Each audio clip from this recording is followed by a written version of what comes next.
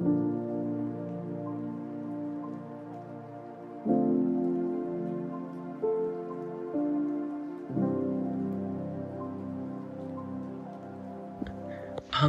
इस फाइल की Alina data file की हमने वर्किंग करनी है।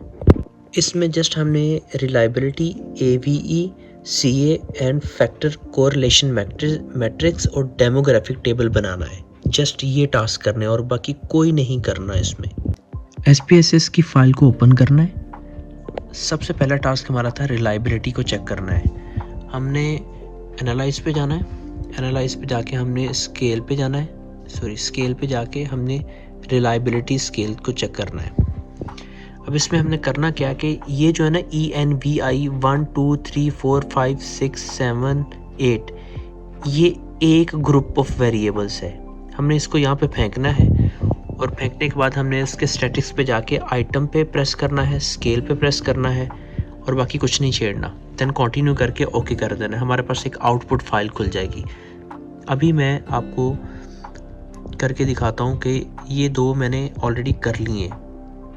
इनको मैं वापस भेजूँगा यहाँ से और अभी मैं P1, P2, P3 का जो है वेरिएबल ग्रुप ऑफ वेरिएबल्स की मैंने रिलायबिलिटी चेक करनी है और लिहाजा इसी तरह एक एक ग्रुप की रिलायबिलिटी को आपने चेक करके, और ये मस्ट बी अल्फ़ा, ये अल्फ़ा ही होना चाहिए। इसको मैंने यहाँ पे फेंका, स्टैटिक्स पे गया, वो मैंने देखे कि वो आइटम ठीक हैं। उसके बाद मैंने इसको कंटिन्यू किया, देन ओके किया। ओके करने के बाद वो 4 आइटम थे जिसको मैंने चेक किया और मेरा कॉर्ना बैच का अल्फ़ा जो आया है वो 0.972 आया है, जो कि रिलायबल है। इसका हमने स्क्रीनशॉट ले लेना या इसकी ये वाला फिगर को हमने नोट कर लेना है। रिलायबिलिटी होती है डेटा का आंसर कितना रिलायबल है, किसी ने सही तरीके से उसको जवाब दिया है कि नहीं, और उसकी मेयार क्या है, उसका स्टैंडर्ड क्या है कि वो एक्यूरेट है या नहीं, वो रिलायबल सवाल जो ग्रुप ऑफ वेरिएबल्स हैं वो रिलायबल है नहीं, या हमें जो आंसर मिला है वो रिलायबल है कि नहीं, उसका ये है। ये लाइन पढ़ें। In a Cronbach alpha analysis a score of 0.7 or above, 0.7 और इससे ज़्यादा कंसीडर्ड गुड कंसीडर होता है, वाइल जबकि दी स्कोर ऑफ 0.5 और बिलो 0.5 और इससे नीचे means that question need to be revised, कि क्वेश्चन दोबारा किया जाए।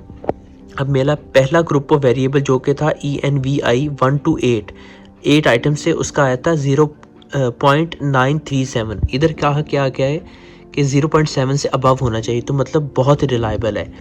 और AMC का आया था 0.728, 3 आइटम थे उसमें, मतलब बहुत रिलायबल है इसके मुताबिक, ठीक है। फिर 0.906, ठीक है, GPVI का, ये भी बहुत रिलायबल है, और इसी तरह ये भी बहुत रिलायबल है। तो रिलायबिलिटी का मेरे ख्याल से कॉन्सेप्ट क्लियर हो गया होगा। उसके बाद हमने रिलायबिलिटी स्टैटिक्स का वर्ड पे जाके वर्ड लिखना है और यहाँ पे इंसर्ट में जाके हमने टेबल पे जाना है और इंसर्ट टेबल करना है। यहाँ पे हमने नंबर ऑफ़ कॉलम्स जो चाहिए वो 5 चाहिए और नंबर ऑफ़ रोज़ जो चाहिए हमें वो 28 चाहिए। उसके बाद हम इसे ओके करेंगे तो हमारे पास कुछ यूँ इस तरह का टेबल आ जाएगा। देन हमने ये सारी हेडिंग्स डालनी है। उसके बाद जितने भी हमारे आइटम्स हैं और वेरिएबल्स हैं उनके हमने पूरे ग्रुप में जितने भी वेरिएबल्स हैं उनके नाम लिखने हैं।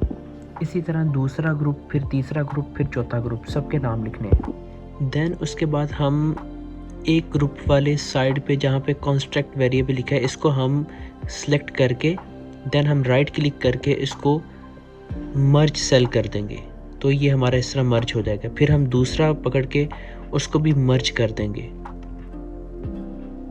यूँ। इसी तरह रिलायबिलिटी वाला भी हमने यहाँ तक मर्ज करना है। तो ये हमारा टेबल डिज़ाइन हो जाएगा कुछ इस तरह का।